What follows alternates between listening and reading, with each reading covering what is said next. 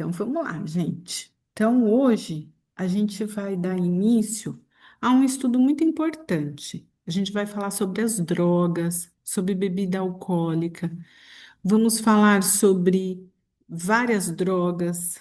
E nesse contexto, a gente pode ser que a gente se identifique com algumas coisas, pode ser que a gente se identifique, mas no sentido de que a gente possa caminhar mais suave, porque o conhecimento ele liberta a gente, né?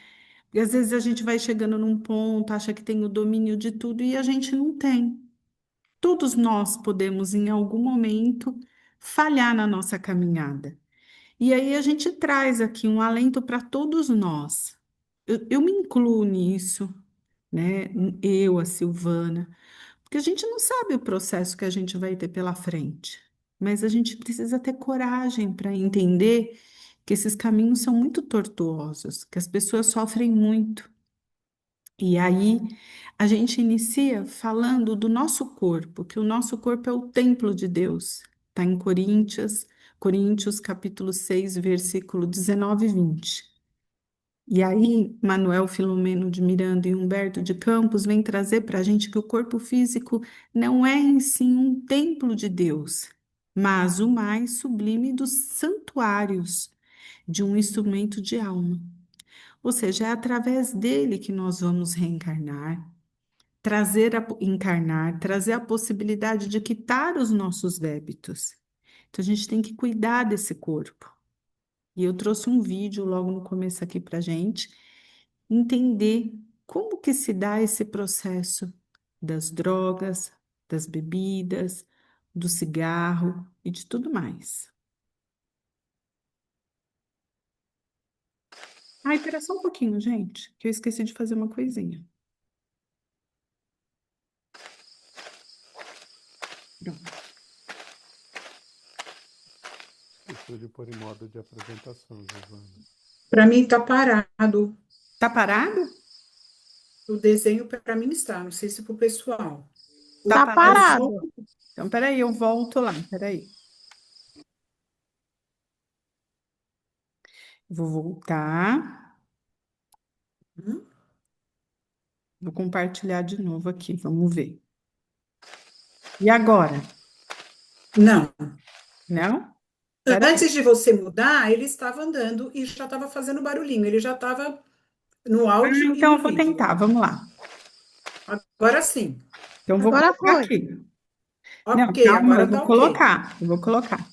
Melhorou? Não, não, agora parou de novo. Aquela hora estava funcionando. Ixi, Por peraí. isso que eu falei, ele já estava funcionando, aí você parou ele, aí ele não. Agora eu acho que vai. Vamos fazer assim. Abro aqui e vamos ver. E agora? Não, Não? não. Então, E, Giovaninha, Volta está no dentro como do ele estava modo de anteriormente, G. apresentação.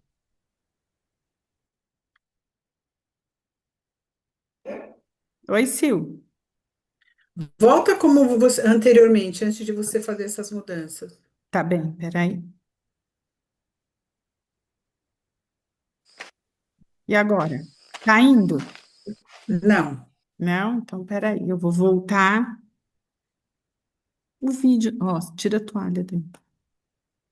Você tem que pôr no modo apresentação, tá? Porque ele ainda não está no modo apresentação, não está na tela cheia. É, então, eu Tem tô que pôr lá tentando nos colocar, mas o livrinhos. vídeo não tá indo, né? Põe no livrinho, não Ai, no aí. livrinho, eu Aí, acho que é por isso, Sil, peraí.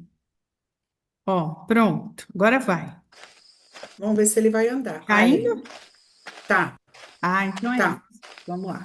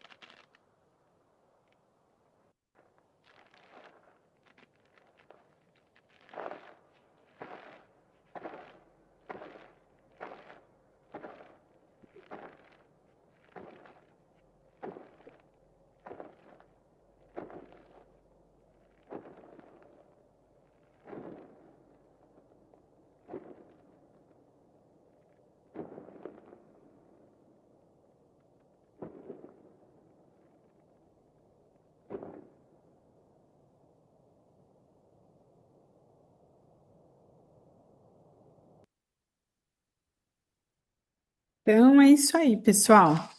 É para que a gente possa entender como tudo começa. Vem aquela curiosidade, depois as drogas elas vão perdendo o efeito, a gente vai caminhando mais rápido para esse desejo, para essa vontade.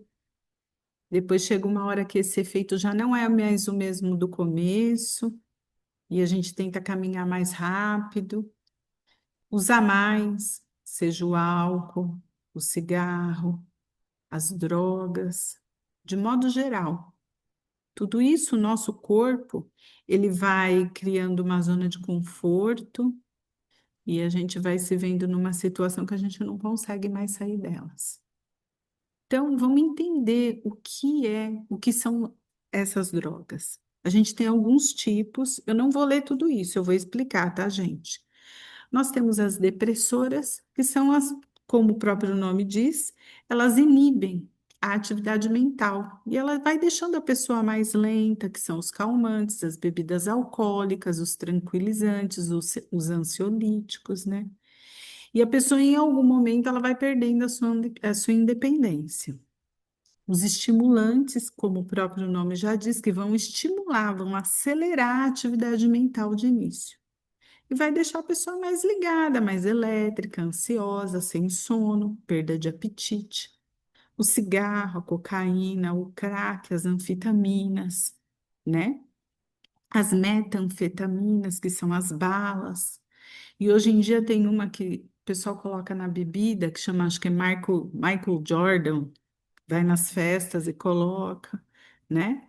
E aí a gente vai tendo também acesso às perturbadoras. O que que são essas drogas mais perturbadoras? São aquelas que causam um certo tipo de alucinação, que vai trazer os delírios, vai alterar as nossas percepções de maneira existente e inexistente, vai confundir a nossa mente. A gente vai ouvir vozes, que é quando a gente já está mais num patamar quando a pessoa já está num patamar de uso de drogas e ela perde a noção. Então, ela vai. Essas drogas aqui, a gente tem também a maconha, dependendo do caso, no segundo, na segunda vez de uso, ela pode apresentar inclusive a esquizofrenia, né? Os LSDs, o cogumelo, e a gente tem aqui a ayahuasca. A ayahuasca é um chá, né? Que são os cogumelos mágicos que todo mundo fala. e ela é apresentada dentro de uma seita religiosa, né, que é o Santo Daime. E as pessoas usam, e de alguma maneira elas têm um efeito alucinógeno, e elas interpretam aquilo como uma ligação no mundo espiritual. Aqui é só uma apresentação do que são essas drogas e o que é ela, né? E aí a Organização Mundial de Saúde, ela vem dizer que a droga é qualquer substância que altera a propriedade do seu organismo. Pode ser até café, gente. Mas a gente vai separar as drogas ilícitas das drogas lícitas. O que a gente tem hoje de muito fácil acesso é o álcool, que é um grande perigo para a nossa sociedade, principalmente para os jovens. Então, a gente vai trazer aqui para vocês as drogas lícitas, que é as que são vendidas e de fácil acesso, que seria o cigarro, os comprimidos, as bebidas, né?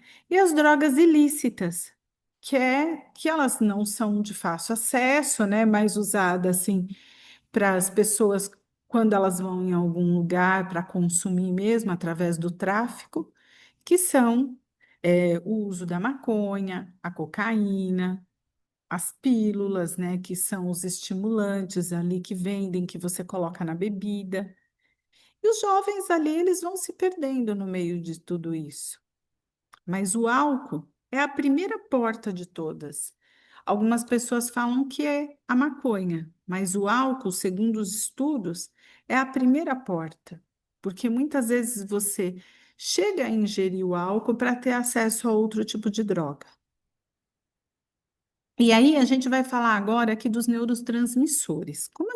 Eu não vou me ater muito ao fato assim de uma explicação muito científica. Eu vou tentar trazer para vocês a explicação mais simples que tem para que vocês possam entender. A gente tem o desenvolvimento neuromotor desde os 5 anos, desde quando a gente já nasce. Mas aqui eu trouxe uma pesquisa de um patamar de criança até os 25 anos. Por quê? Porque até os 25 anos a gente vai produzindo muitas células, muitos neurotransmissores cerebrais.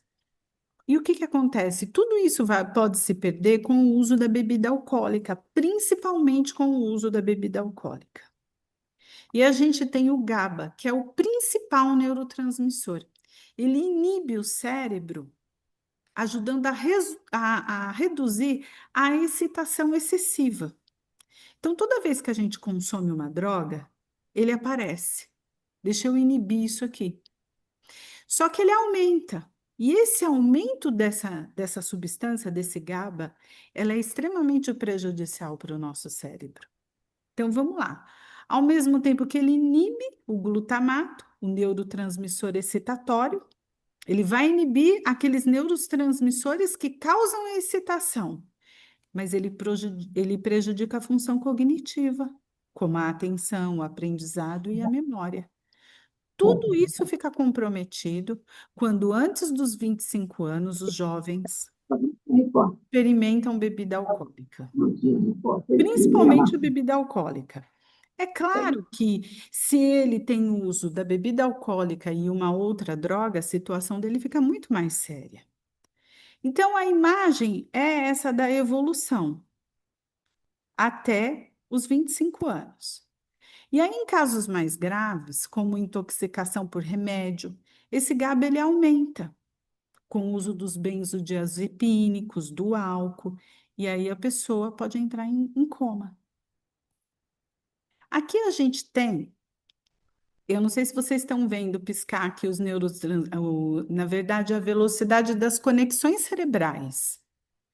Então, essa atividade é uma atividade normal, é o tempo inteiro uma sinapse comunicando com uma outra sinapse nervosa e tudo vai se dando e a gente vai aqui falando, a gente vai fazendo as nossas coisas, tendo a nossa vida normal. Essa é a velocidade normal. Porém, a gente tem um gráfico aqui de pontuação. Então, o que que acontece? Com 5 anos, você atinge aqui uma média de 60% dessa pontuação. E aí, por que que tudo começa? A gente pega assim os 5 anos. A gente pega os 5 anos porque, na verdade, é nesse período que a pessoa vai desenvolvendo a capacidade de prever riscos, a empatia. Tudo vai acontecendo depois dessa idade. Ela vai discernindo melhor as razões.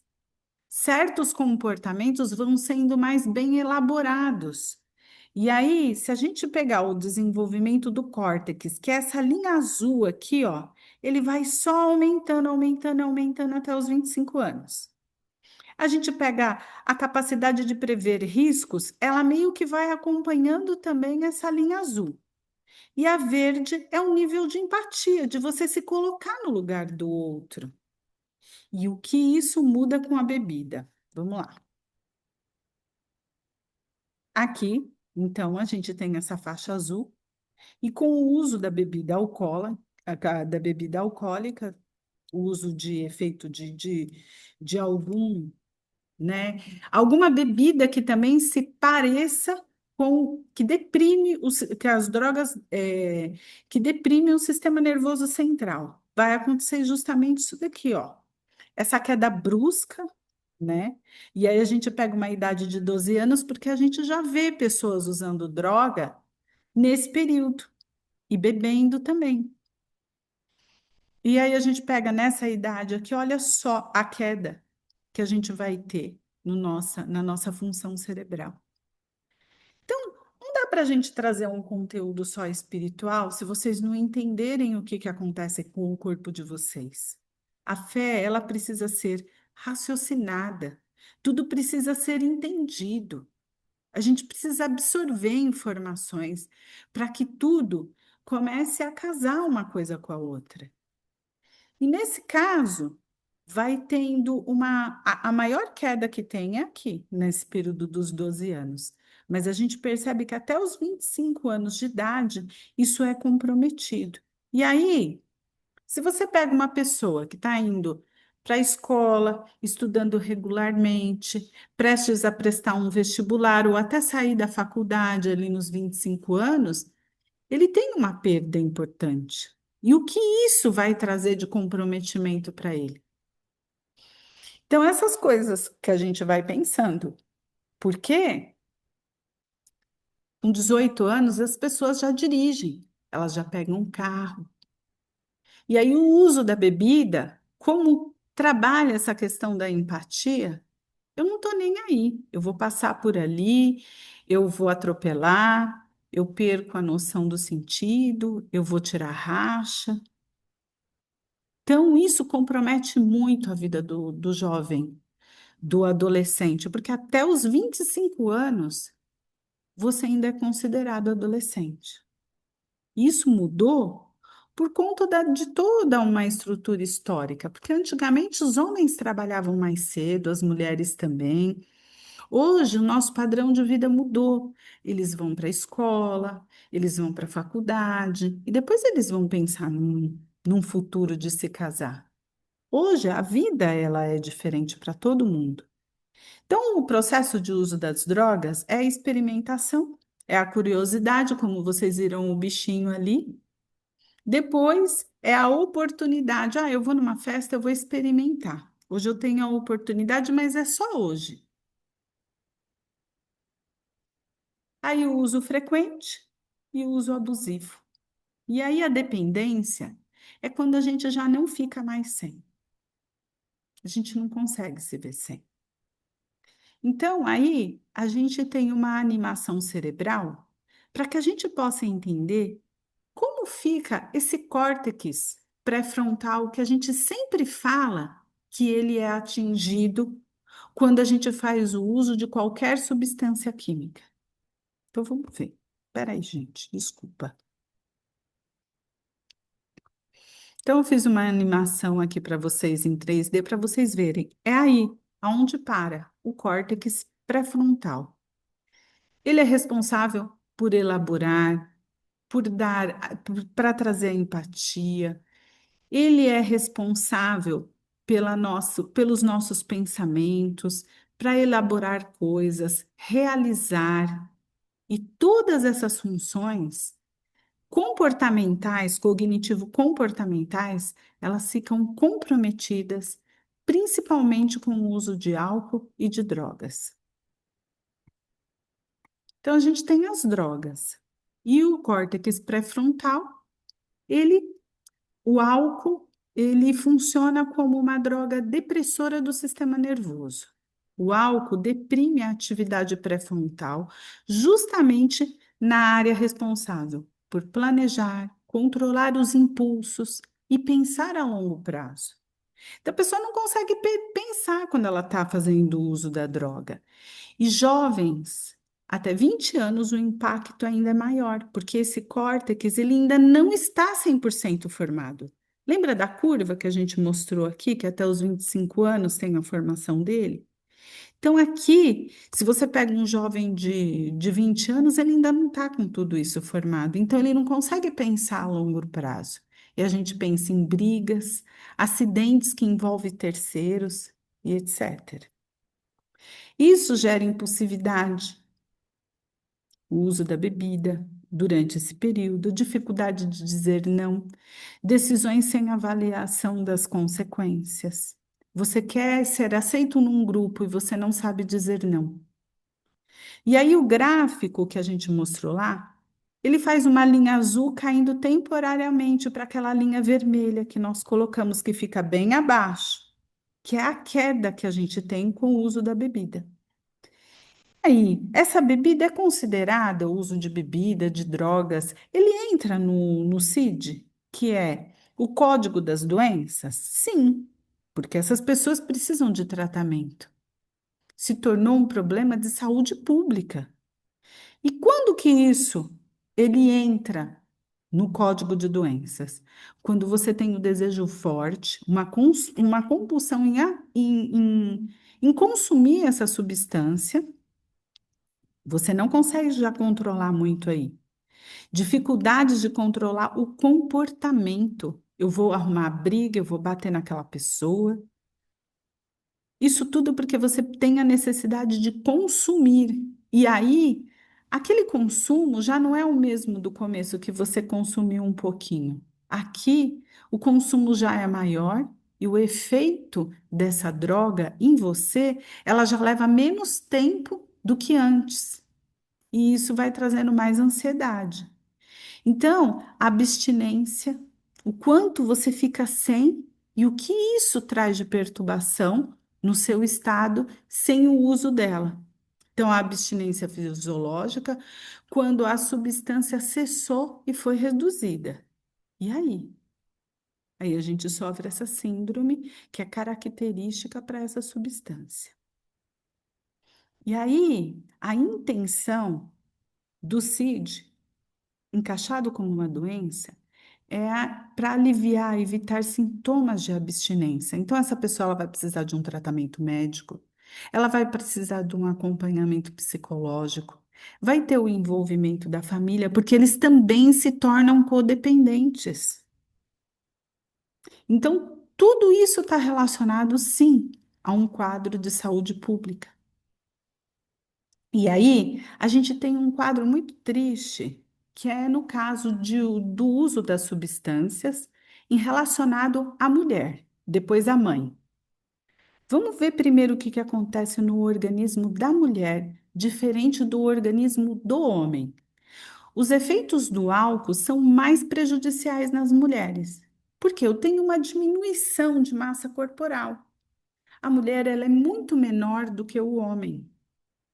Em alguns casos, né? A gente vê mulheres muito grandes aí, mas enfim, ela tem menos massa corporal do que o homem e ela tem mais gordura e ela absorve também, absorção de água no organismo da mulher é diferente do organismo do homem. Então, essa desproporção que tem em relação ao homem, o metabolismo do álcool no organismo da mulher é mais lento. E aí, a capacidade dela se viciar no álcool é muito maior do que no homem. E aí vamos colocar isso durante a gestação. Tudo que você bebe, tudo que você consome vai para o bebê. Ele atravessa a barreira da placenta e vai para o bebê. Algumas crianças, quando a mãe usa um tóxico, né? Alguns bebês, quando a mãe faz o uso de drogas tóxicas, o que que acontece? Elas já vão direto do nascimento ali, ela já vai direto para um tratamento especial para a criança sair dessa abstinência, porque eles sofrem essa abstinência logo quando nascem. E aí, gente, é muito triste porque é um choro desproporcional. E muitas crianças fazem convulsão por conta do choro. Então, é um sofrimento terrível para o bebê. A criança, ela sente falta dessa bebida. E algumas mães, elas têm o hábito de beber para aumentar o leite. No caso, antigamente, as mães tomavam Malzibir para poder beber, para aumentar o leite, e acreditavam que isso fazia um bem para a criança. Mas, na verdade, a criança dormia porque ela ficava alcoolizada. Essas crianças vão perdendo peso, elas não têm ganho de peso. Quando a mãe bebe e amamenta, aí essa ligação, esse vínculo é muito maior. E a gente não sabe onde isso vai parar. Porque se nós temos a consciência de que não podemos mais dar o primeiro gole, o primeiro trago, novamente, dar mais um trago depois de parar, a gente tendo essa consciência, a gente sabe que a gente não pode voltar. E aquela pessoa que ainda está começando a vida, que está entrando numa adolescência, que já teve o contato lá de bebê. Então, a gente precisa trazer essa consciência até para o nosso dia a dia, porque a gente acha, tudo bem, a minoria, eles são os mais prejudicados. Mas tem muita gente que tem um padrão financeiro muito bom, que fazem uso de bebida e de droga de maneira indiscriminada.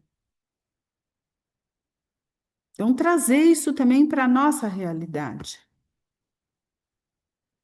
E a gente tem um caso aqui para contar para vocês que é muito legal, que é do livro Juventude Interrompida.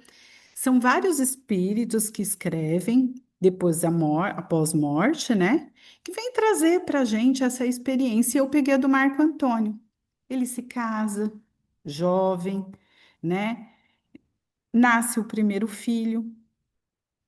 Ele já bebia aqui antes do casamento, né? Ele se casou, continuou bebendo. Do serviço, ele ia para o bar. Aí, quando nasce o primeiro filho, ele não fica sabendo que o filho nasceu, porque ninguém encontrou ele. Ele estava no bar. Ele fica um pouco triste, mas isso vai passando, né? Vai sendo superado. E aí a vida continua. Ele continua bebendo nas festas, nas ocasiões de, nas ocasiões de comemoração. Tudo era motivo para beber. Porque o time ganhou, porque o time perdeu, porque aconteceu alguma coisa na vida e ele continuou bebendo. Ele não era um alcoólatra, daqueles que bebiam e davam vexame, mas ele estava sempre com o copo na mão. E aí, com os 40 anos, ele começou a sentir um vazio. O filho se casou com 25 anos. Então a gente percebe que ele casou muito cedo aí. E aí ele percebe, ele acha que o filho se casou para sair de casa para se livrar dele. E quando tinha uma ocasião assim de festa, coisa muito grande, eles já não queriam nem fazer uma coisa muito grande porque sabiam que ele bebia. E aí, aos 40 anos, ele teve esse vazio, teve uma cirrose, foi ali se cuidando, né? A reencarnação que era programada para 70 anos durou apenas 52 anos.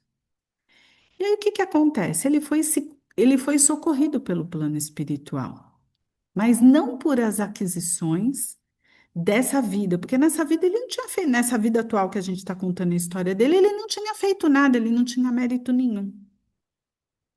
mas das passadas ele tinha mérito, por isso ele foi socorrido imediatamente. E aí ele passa por um período de desintoxicação no plano espiritual. Todas as vezes que ele tinha vontade de beber, o que que ele fazia? Davam água para ele. Ele conta que ele sofreu muito nesse período. Mas aí ele foi melhorando, foi perdendo aquela vontade ali, né? No plano espiritual, ajudaram ele, os passes e tudo mais, os tratamentos, orações. Ele foi sendo encaminhado e foi melhorando, e aí ele vai visitar a família. E aí ele percebe que os familiares sofrem aquela injustiça, né, gente? Que a gente acha que ninguém gosta da gente, que ninguém dá atenção pra gente. Quando ele chega na casa, ele vê que as pessoas estavam sofrendo muito de saudade dele, a mulher, os filhos. E de repente, o filho dele, o Paulo, ele chama pelo nome do Marco Antônio e ele toma um susto. Ele fala: Poxa, mas será que ele está me vendo aqui? O meu filho está me vendo? E vem uma criança na sala. Ele colocou o nome do filho dele, o mesmo nome do pai dele. Ali ele se emociona muito, muito. E ele pretende voltar. Ele fala: Não, eu quero voltar. Eu quero voltar, eu quero refazer minha vida, eu quero começar isso tudo de novo. E aí o que que acontece? Quando ele faz esse retorno, ele tinha ali quantos anos? Morreu com 52, ele tinha 70 anos, 18 anos. Então ele já nasce com sérias complicações. Ele vai vir diante desse retorno já com alguns problemas no fígado. E aí fizeram de tudo, vários tratamentos e não teve jeito, vamos partir para o transplante. Aos 15 anos de idade, ele faz o transplante. Aquele medo da rejeição, tudo, mas deu tudo certo. Aí, quando tudo parecia tá tudo bem, ele sentia muita vontade da bebida, mas ele não sabia por quê. Ele queria sair, ele era jovem, ele queria estar com outras pessoas, mas ele não podia fazer o uso da bebida alcoólica. Ele foi proibido, você não pode beber. E antes dele reencarnar, os espíritos já deixaram bem claro para ele: olha, você vai encarnar, você vai voltar, mas você vai passar por provas muito difíceis. E ele topou. E aí, quando tudo parecia bem aos 18 anos, ele desencarna. Então, para a gente pensar. Na família não tinha ninguém com problema de fígado quando ele desencarna, quando ele encarna novamente, quando ele volta. Que ele, por que que ele teve? Sempre tem uma origem a doença, gente. E é isso, a história que já foi contada. E aí a gente tem uma pesquisa da USP, que é muito legal. É um estudo da Faculdade de Medicina de São Paulo, da Universidade de São Paulo, que mostra que metade das mortes violentas no Brasil eles fazem essa coleta do sangue pós-morte, pós-óbito. Então, eles percebem através do exame toxicológico, né? Colhe-se o exame de sangue, que todos os que eles ali colheram, grande parte, né, tiveram contato com bebida alcoólica, com drogas, com maconha, cocaína. E aí a pesquisa investiga, né, as drogas ilícitas entre as vítimas de mortes violentas em relação ao consumo das drogas nas 5 regiões do Brasil. E vamos ver aqui o resultado dessa pesquisa. 27% deram positivo para cocaína, 26% para o consumo de álcool. Então, aqui nesse número 27, 26 para cocaína e álcool, a gente já percebe que o número da cocaína, de consumo da cocaína, aumentou muito. 7,2% aponta o uso de medicamentos hipnóticos e ansiolíticos e 1,9% para maconha.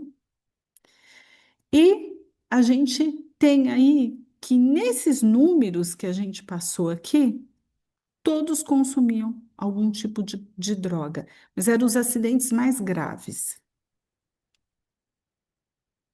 Parte das amostras tinha mais um tipo de substância psicoativa, o que chama a atenção. Então, o pessoal pode ter bebido e ter usado droga. A coleta foi realizada entre fevereiro de 2022 e maio de 2024, então a pesquisa é bem recente. Então, segundo a pesquisa, a maioria significativa das vítimas de morte violenta, 86%, 86% dessas pessoas eram homens com idade de 33 anos, idade média de 33 anos.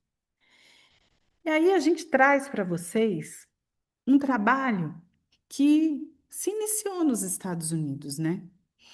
Que foram os 12 passos, que foi criado por uma pessoa que eu vou trazer aqui para vocês. A origem dos 12 passos começou em 1935 nos Estados Unidos.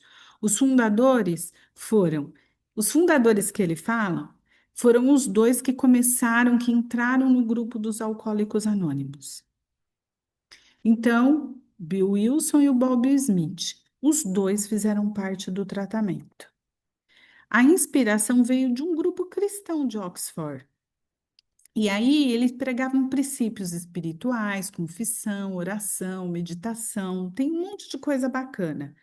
Mas em 1939, os passos foram organizados e publicados, porque já estava fazendo muito sucesso. Mas essa teoria dos passos não é só para o álcool, é usado para outras drogas também. E aí vamos lá, vamos ver o alcoolismo. O primeiro passo é admitir que você é impotente ao álcool. Então você não tem controle disso. E aí o segundo passo, você passa a acreditar que você num poder superior, que ele pode te devolver aquela sanidade mental, de você entender tudo que está acontecendo com você, como você pôde parar ali. O terceiro, de você de você poder superar você mesmo, desenvolvendo a sanidade. Então, o quarto passo é um dos mais importantes. Você faz um minucioso inventário moral, ou seja, é o autoconhecimento de você mesmo. E aí a continuação, você admitir que perante o poder superior, aí eles já trabalham um pouco do lado espiritual. Mas eu acho que quem está nessa condição, acreditar e se jogar de cabeça num processo desse, a pessoa não tem muita saída, né? Mas não é o único fator que vai te ajudar. Tem ali tratamento de médico, acompanhamentos e tudo mais. E aí você admitir perante o poder superior, perante a nós mesmos, perante ao outro ser humano, a natureza das suas falhas, de onde elas vieram. Admitir suas fraquezas, o que é muito importante, independente de qualquer religião.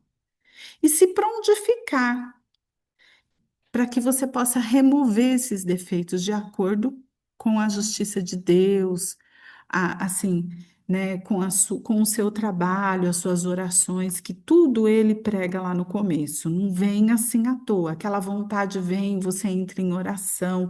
Aí imaginar que se esse processo, ainda que a pessoa não tenha nenhum conhecimento espiritual, o processo da oração vai trazendo para ele uma consciência, aqueles espíritos que estão em volta deles também vão, né, se reeducando, ele vai cortando essa linha entre a vontade e os obsessores. Isso mesmo que eles não saibam, esse processo vai acontecer, porque a gente está aqui estudando e a gente sabe já disso.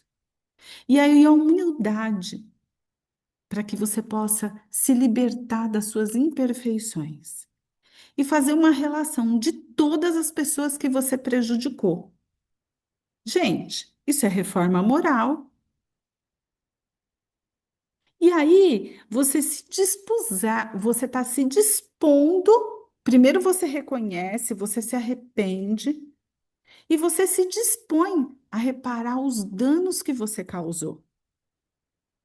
E aí, vai fazer uma reparação direta com as pessoas, sempre que possível. Todo mundo que você prejudicou, você vai lá e você vai reparar o seu erro. O objetivo é ajudar a quem prejudicou, a quem você prejudicou. E o 10º passo é um lembrete que o processo de recuperação é um processo diário e contínuo. Então, eu vou usar só hoje, eu estou sempre. Não. Você tem que ter a conscientização que você não pode mais dar o primeiro gole, que você não pode dar mais o primeiro, o outro trago, você não vai mais usar. E aí volta lá o 4º passo que a gente falou que era importante, do autoconhecimento. E aí, os últimos passos, através da prece, a meditação, melhorar o seu contato com o seu consciente, entender que existe um poder superior. E o 12º passo, eu estou resumindo aqui, tá, gente? Porque se ler isso vai ficar muito extenso. O 10º passo, o último passo, é um despertar espiritual. É ser grato, procurar transmitir a mensagem aos alcoólicos anônimos, o seu depoimento, e aí você vai ajudar quem está chegando no processo, porque isso te fortalece. Porque ninguém como quem já viveu a experiência da bebida e da droga pode melhor conhecer o processo e ajudar quem está chegando destruído, sem saber o que é mais de você. Então, isso é muito importante e é muito bonito você poder ajudar o outro, né? No mesmo processo que você passou, você já sabe todos os caminhos, isso te fortalece. E a gente tem a entrevista aqui com o Mel Gibson, que é muito legal, é bem curtinha, viu, gente? Peraí, deixa eu voltar aqui. There's other logical reasons why I believe. So, like what are those? Stuff that happens in your own life. The results you get from actually appealing to a power greater than yourself, you know. And I mean, I don't think it's any secret. I am flawed in the fact that I am by nature born an alcoholic, right? I did drugs, I did alcohol, so, and there was nothing that could stop me from doing that. Nothing. So I was really kind of you're on a downhill run. And the first step in any of that sort of stuff is accepting that you are powerless over it. That's the most powerful step you can do, is that you're powerless. When you realize that, you're like, okay, yeah, there's fuck all I can do about this. I have to appeal to something better than me. So I regard the fact that I was able to appeal to something greater than myself to help me and actually stop me doing that. I think that's a miracle. It is. For me, it is. Que bonito, né, gente? A gente pensar que é um milagre, né? Você reconhecer que você é impotente àquilo tudo, que você não está sob o controle daquilo e o quanto você pode trazer para você essas sensações. E aí a gente vai falar aqui, né, sobre uma pesquisa que tem no National Institute de Drogas, né? As drogas atuam no centro do prazer do cérebro. E aí a gente vai falar de uma substância diferente agora, que é a dopamina. O que que acontece? A dopamina, ela traz uma sensação de prazer para a gente. Quando a gente come, quando a gente vai assistir um filme que a gente gosta, através do sexo, moderado, é claro, né? Através de uma corrida que você vai fazer, uma caminhada, um alimento que você gosta de comer, um chocolate, isso tudo, o nosso cérebro, ele libera a dopamina entre faixas normais. E aí, esse é um sistema de recompensa, mas essa recompensa ela é natural. Mas quando e isso tudo envolve circuitos cerebrais, né? Essas recompensas, elas são naturais. Quando você ouve uma música que você gosta muito, você fala, nossa, que música legal! Você está liberando dopamina para o seu cérebro. Mas e o que que acontece com a cocaína? A dopamina, ela fica represada no seu cérebro de uma tal forma porque ela não libera de um circuito para o outro. Então, o que que acontece? Você tem um neurônio aqui e o outro aqui. Então, um chega, vem para cá e aí ele manda a informação. Só que aqui, essa dopamina ela vai ficar em excesso no cérebro quando você consome a cocaína. A dopamina, ela é liberada através de um receptor para o outro. Então, ele chega aqui e passa para o outro. Esse é um processo de transporte. O outro neurônio que está ali na ponta, ele capta essa dopamina e vai passando por todo o circuito cerebral. Mas o que que acontece quando a gente usa a droga? Não tem esse sistema de recaptura. Ele fica ali, aumentado no cérebro, a dopamina. E aí vem aquela excitação louca. E aí o que que acontece, gente? Ela bloqueia o transportador de dopamina, que vai para um neurônio até o outro. E aí então ele impede a recaptura. Aqui a gente tem na imagem, ó, de um transmissor para o outro. Ela bloqueia essa ação aqui. E aí o que que vai acontecer? Ela vai ficar circulante ali no cérebro. E aí traz aquela sensação do êxtase, da loucura, né? De você estar usando a droga. O resultado fica acumulado em excesso, provocando um prazer exagerado, fora de controle. O cérebro passa a aprender que a droga é mais recompensada do que aqueles estímulos que a gente falou, de comer uma coisa que você gosta, do sexo equilibrado. Então, o que que acontece? Ele entende, poxa, mas eu uso isso daqui, é muito mais prazeroso do que fazer uma caminhada, ouvir a música que eu gosto. Ele passa a entender dessa forma. E agora a gente tem que ensinar ele que não é mais assim. E aí a gente entende que a ação da dopamina no cérebro aqui em relação à cocaína, ela dura 25 minutos. E no crack? O crack é uma dose altamente viciante, que traz inúmeros prejuízos aos usuários, como o desenvolvimento de patologias pulmonares, cardíacas, desnutrição, doenças psiquiátricas, além da exposição de situações de risco. A gente vai entender o crack aqui. Eu falei lá para vocês que a ação da cocaína leva 25 minutos, do crack leva 5.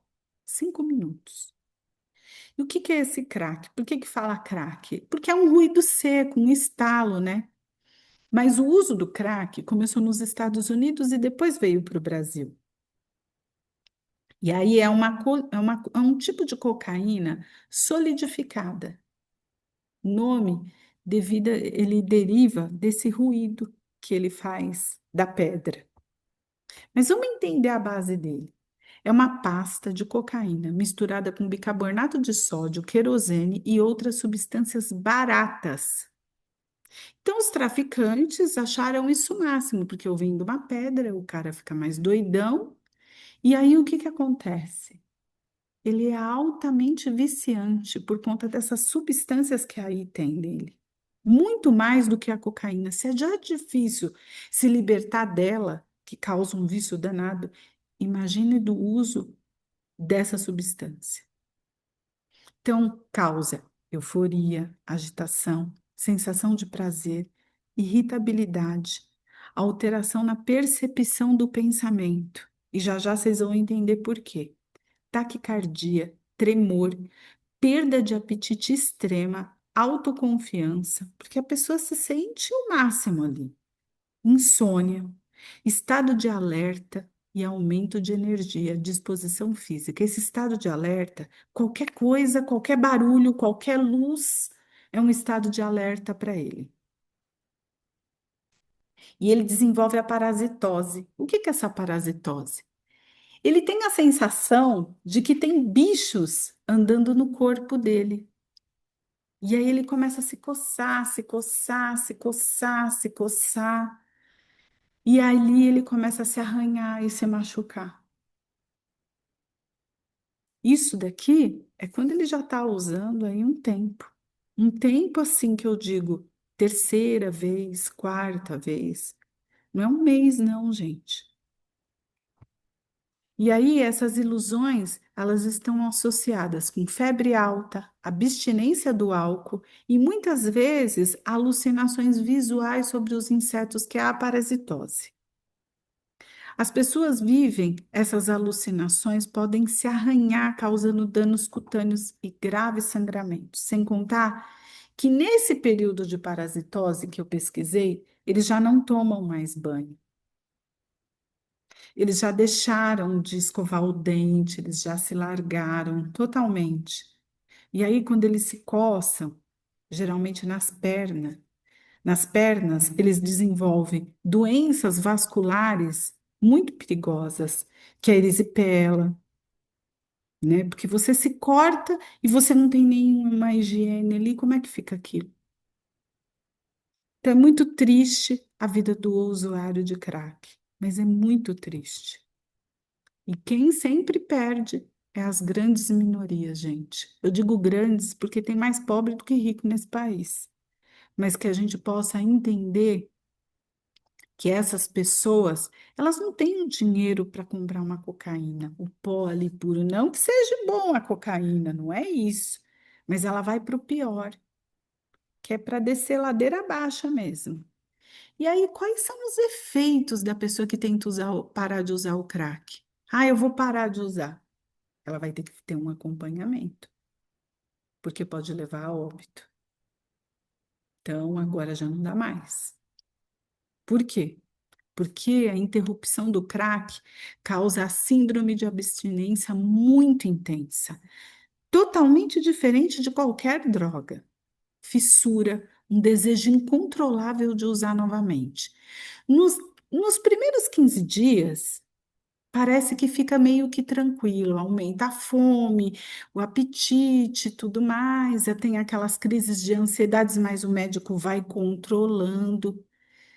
Mas quando vai passando os 15 dias, vem a depressão profunda, uma ansiedade extrema, insônia, cansaço físico e mental. É uma briga com ele mesmo.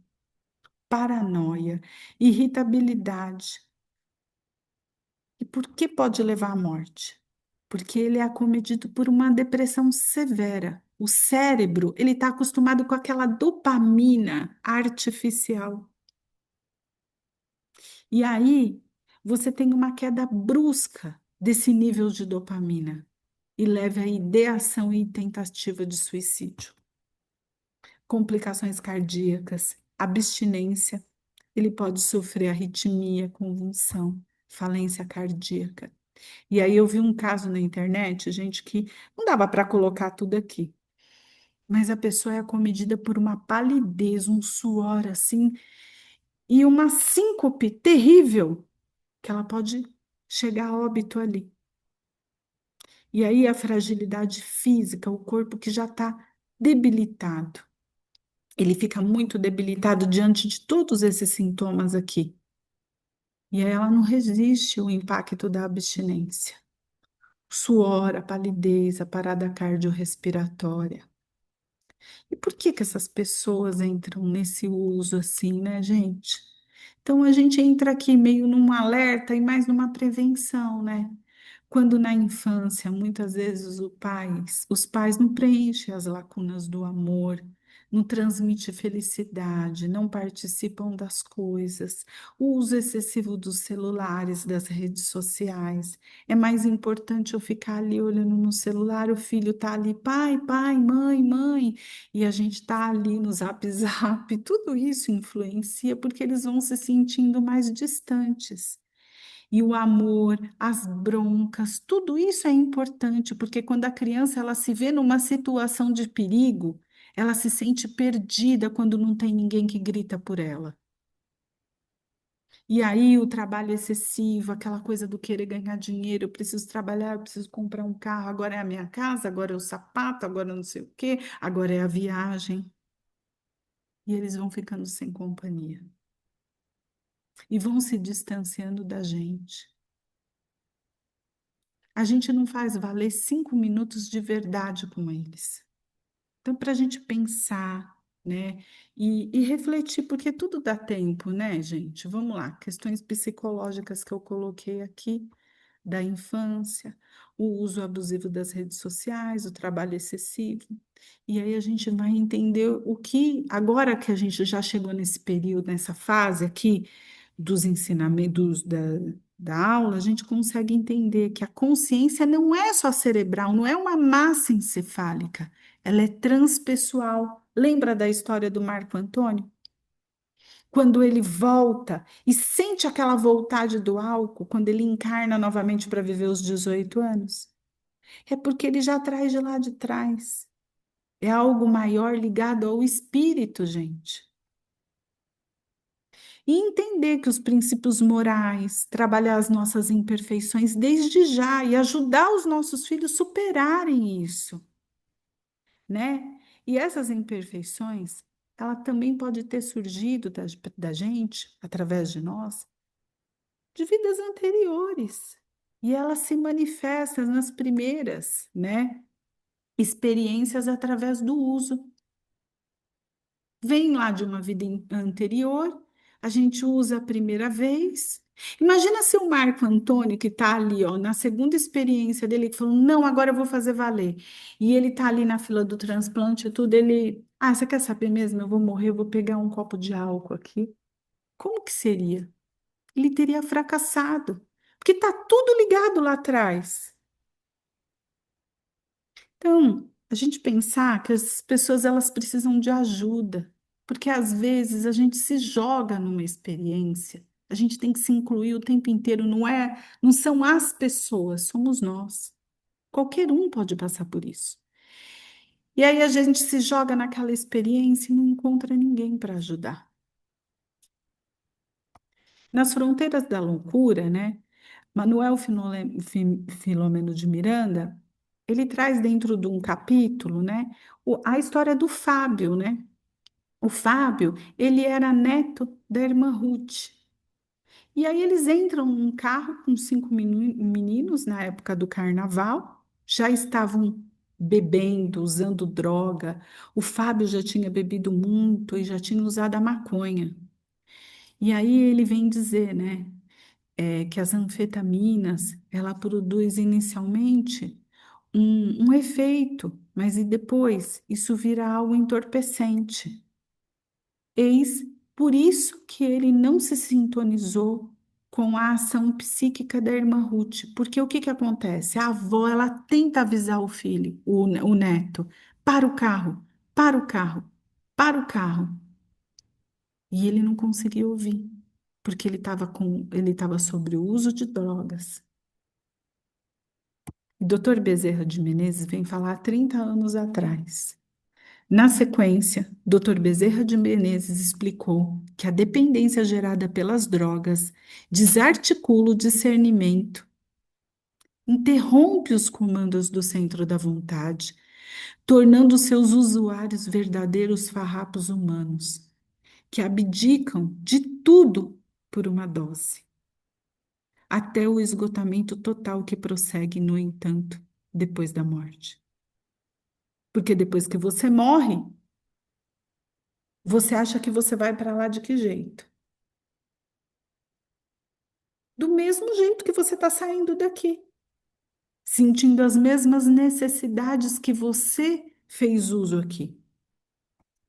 E aí, além de facilitar as obsessões cruéis, acrescentou o mentor, atinge os mecanismos da memória, bloqueia os seus arquivos e se imiscuem nas sinapses cerebrais, respondendo por vários danos irreparáveis.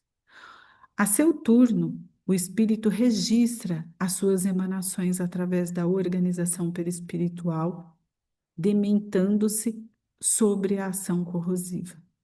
Então, para que a gente possa ter uma ideia, que há 30 anos atrás, Dr. Bezerra de Menezes foi falar o que todo mundo vem falar hoje nos livros, né?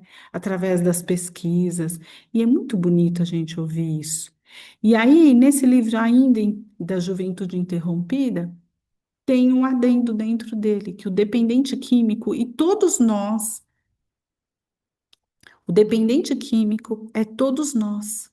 Por isso que a gente tem que se incluir.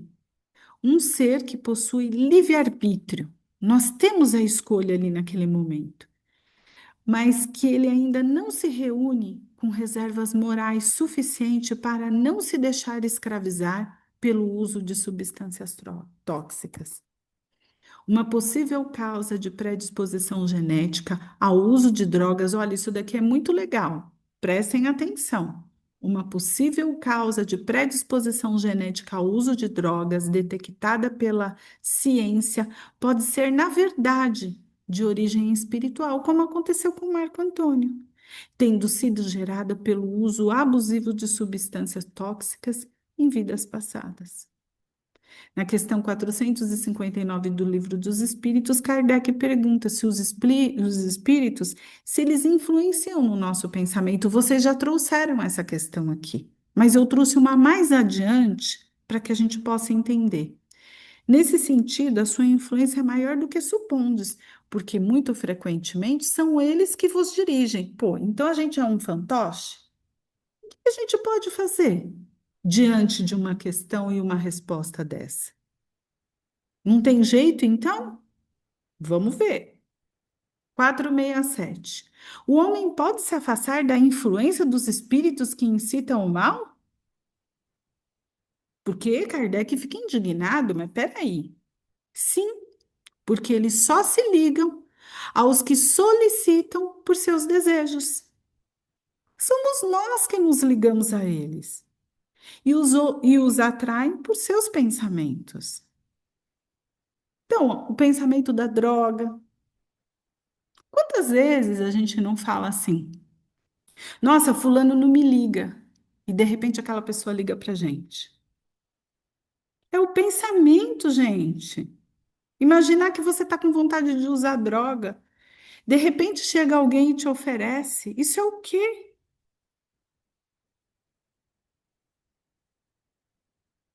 E aí, na 472, os espíritos que desejam incitar-nos ao mal limitam-se a aproveitar as circunstâncias? Ele vem perguntar, eles estão só se aproveitando das circunstâncias? Aí ele diz, os espíritos, eles se aproveitam a circunstância, mas frequentemente a provoca. Agora prestem atenção que legal. Ele dá um exemplo. Vós, sem o perceberdes, para o objeto da vossa ambição. Assim, por exemplo, um homem encontra no seu caminho uma certa quantia de dinheiro. Então, vamos pensar, gente. Você está ali, você encontra uma mala de dinheiro, mas você sabe quem é o dono. Não acrediteis que foram os espíritos que puseram o dinheiro ali. Não foram os espíritos obsessores que colocaram aquele dinheiro ali. Mas o que que eles podem fazer? Eles podem dar ao homem o pensamento de se dirigir até ali, aquela mala de dinheiro. Mas olha só que legal. Ao mesmo tempo que também outros espíritos vêm falar para ele: olha, devolve esse dinheiro. Então, nós não estamos completamente enfadados ao mal. A gente só precisa ter um pouco de escolha. E na 909, poderia sempre o homem, pelos seus esforços, vencer as más inclinações? E olha o que os espíritos vêm dizer. Sim, e frequentemente fazendo esforços muito insignificantes. O que vem dizer que aquela questão que os espíritos nos dirigem vai depender da gente. E aí o uso da maconha interfere nas sinapses, levando ao comprometimento das funções cerebrais, tal como o Dr. Bezerra de Menezes dissera há 30 anos atrás. E nele, 3,5 vezes maior do que a incidência em esquizofrenia. O risco de transtornos de ansiedade É 5 vezes maior. 60% dos os usuários têm dificuldade de memória recente. Ou seja, a memória recente é o que você. Eu acabei de dizer uma coisa. Aí vamos supor. A Rosângela me pergunta, ô, Giovana, você acabou de falar que o. E eu não lembro o que eu disse. Essa é a memória recente.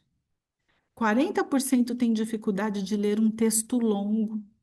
40% não consegue planejar a atividade de maneira eficiente e rápida, com o uso da maconha. E conforme a reportagem publicada na Veja, encontra-se cientificamente comprovados no tocante o consumo da maconha os seguintes efeitos. Seus usuários têm 2 vezes mais risco de sofrer depressão, por conta dessa lentidão toda.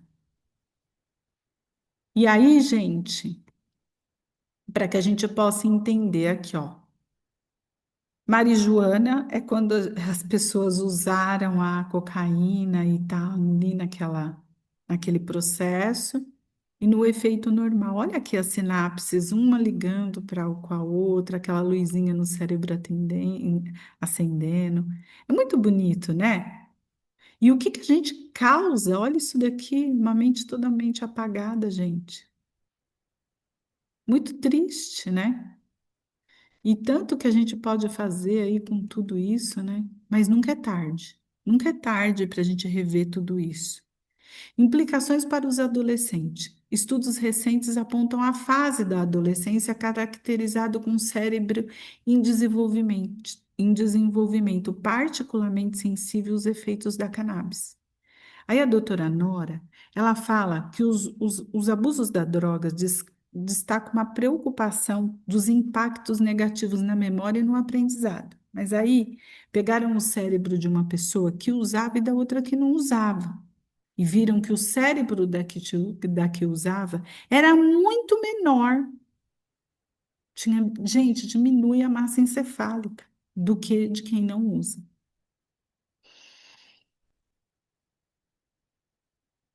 E aí, Joana Jacobos, da Universidade da Califórnia, também reforça o argumento para dizer, para mostrar que o uso constante da substância resulta em modificação da estrutura cerebral, sobretudo nas regiões frontais, aqui da frente, como a gente colocou ali no desenho, frontal e parietal.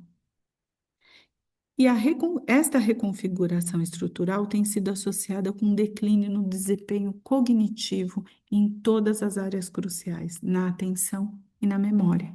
Isso quer dizer o quê? Que pessoas que usam maconha podem desenvolver, não é que elas vão desenvolver, elas podem desenvolver mal de Alzheimer. Então vamos lá, gente. E durante o desencarne? O homem é censurável a procurar o seu bem-estar? O bem-estar é um desejo natural, todo mundo pode ter. E Deus proíbe o quê? Os abusos, os excessos, está dentro da lei da conservação que a Silvana veio trazer para a gente na aula anterior. Não é crime procurar o bem-estar, mas sim os excessos. Isso vão enfraquecer as nossas forças morais. E pensar em perguntas. E após o desencarne? E a vontade do uso das drogas e da bebida passa? Como fica esse espírito? Podemos considerar então um suicídio? Podemos ser considerado, pode ser considerado um homicídio? Agora a gente vai entender. No livro Violetas na Janela tem a história do Ramiro e eu trouxe para vocês. É bem curtinha, gente. O desencarne do Ramiro. Depois que ele morreu, na verdade foi assim. Ele namorava com uma menina que pertencia a um grupo, e aí começaram a chamar ele de bobo, de frouxo, porque ele não usava droga. Aquilo ele queria ser pertencente àquele grupo e começou a usar a droga. Ele começou com a maconha e depois ele passou pela cocaína. O Ramiro é esse rapaz aqui de camisa azul. E ele está contando aqui para esse carinha da biblioteca, que também contou a história dele, e essa daqui é a Patrícia, né? Do livro Violetas na Janela. E esse rapaz ruivinho aqui é o Frederico, que era o amigo da Patrícia. do pai da Patrícia em vida. Eles estavam lá, tudo conversando, e ele começou, cada um contou sua história e ele pegou e contou a dele. Então ele começa a lembrar aqui, ó, no fundo, toda essa cena das pessoas usando droga, ele traz essas lembranças, né, tadinho? Os amigos e ele foi se aproveitando, e aí ele ficou um tempo também tirando as energias daquelas pessoas depois que ele desencarnou. Como que ele desencarna? Vamos ver. Vamos lá. Ó, gente, está no livro Violetas da Janela, tá? Desencarne de Ramiro. Ele fala que quando ele desencarna, todo o meu perispírito ansiava pela cocaína. Gente, tadinho. Ele pedia para os espíritos um pouco de droga para ele consumir. Olha a situação que ele chegou lá. Era diferente da situação que ele estava aqui? Não, não foi. Não foi. E aí, quando ele começa a contar, ele se emociona e abraça o Frederico, né? E aí, o que que acontece? Eu acho que é Frederico o nome dele, gente. Se não for, vocês me perdoem, porque eu também não lembro de todo mundo. Mas aí ele lembra do acidente de moto que ele causou, né? Teve um racha e aí causou um acidente de moto e ele desencarna. E o que que acontece? Ele foi socorrido pela espiritualidade. Chegou uma hora que ele não aguentou e uma mão veio e pegou ele e tirou ele ali das trevas. Ele estava sendo sugado pelos outros espíritos, estava sujo, maltratado. E olha, gente, basta a gente querer. Ele se arrependeu, ele foi socorrido. E aí ele foi tratado no Hospital da Espiritualidade. Ele traz essa história para gente, para contar o quanto foi triste esse processo lá.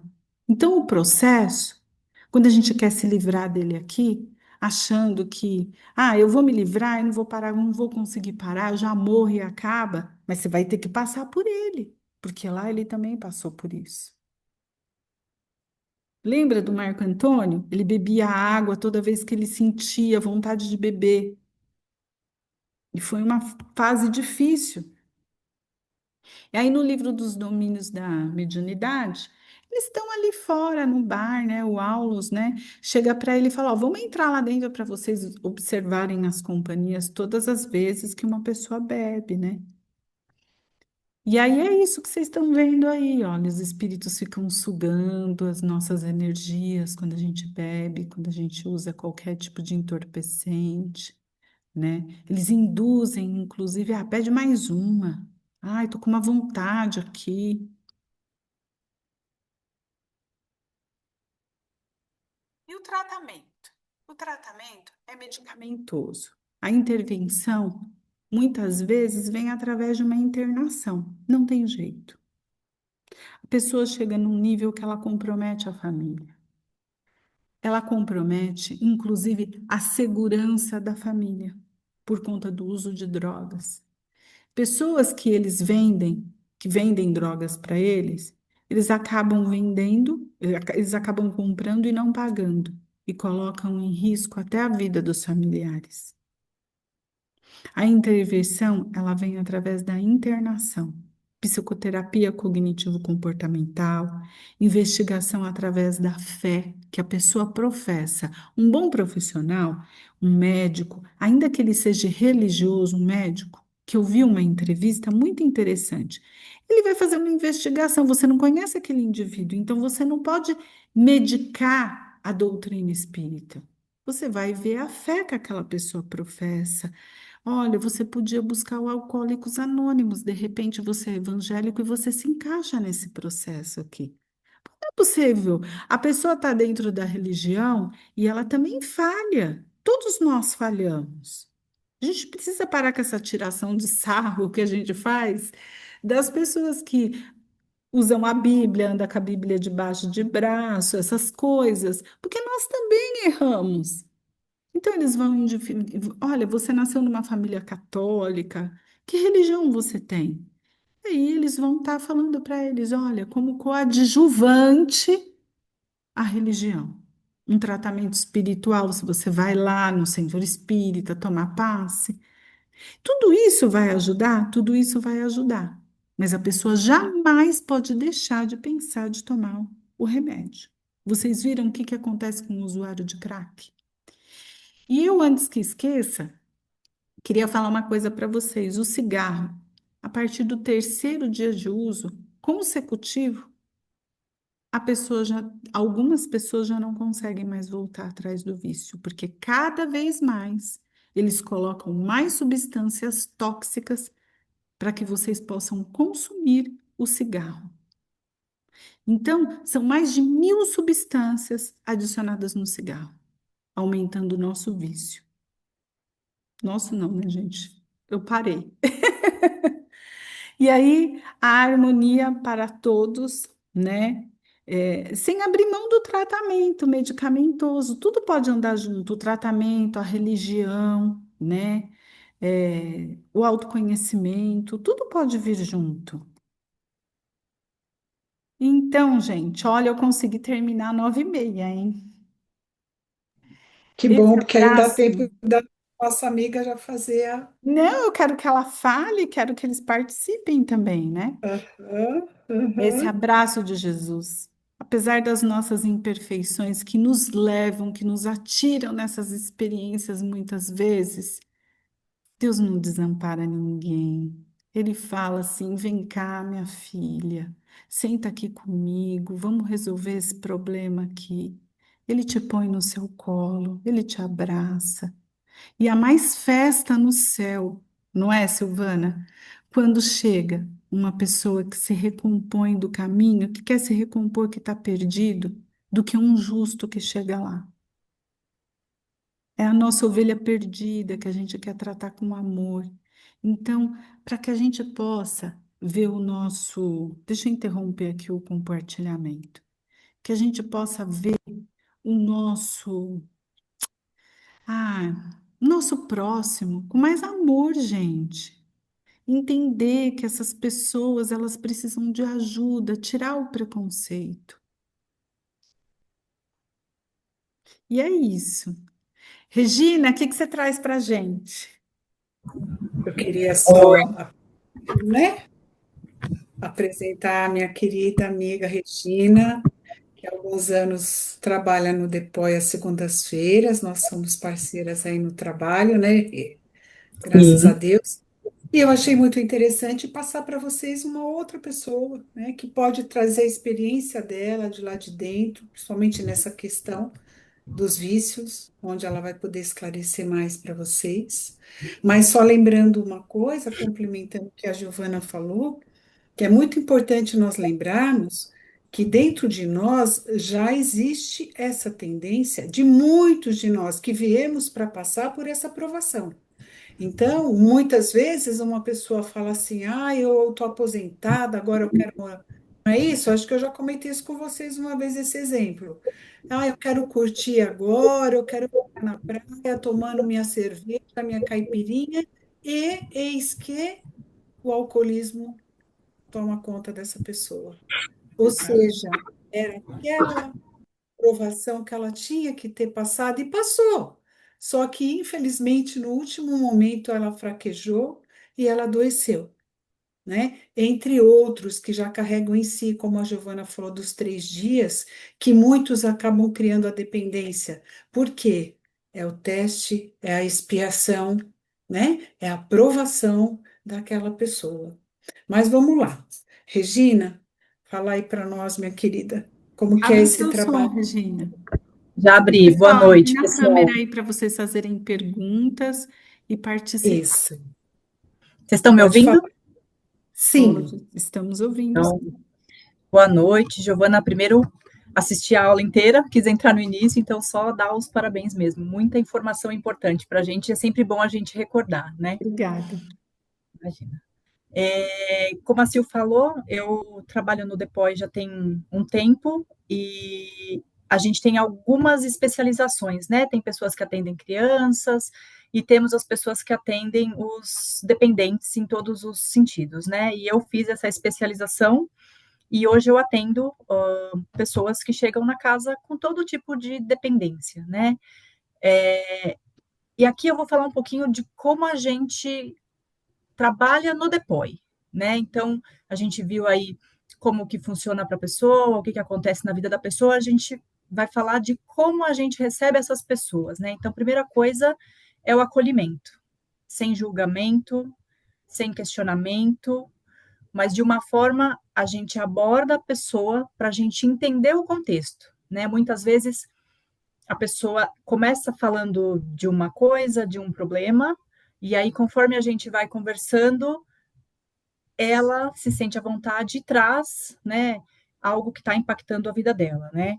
E a gente sempre ouve com muita atenção, com muito carinho, é, mas também, muitas vezes, a gente tem que ser de uma forma, conduzir de uma forma que ela entenda o problema, que ela entenda o quão isso está fazendo mal para ela, para a vida dela, para que ela também volte à realidade, né?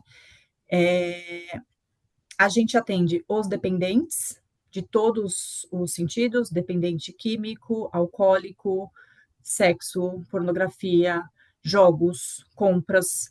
A gente tem os codependentes, que são normalmente os familiares mais próximos, né? Muito esposa, muito mãe.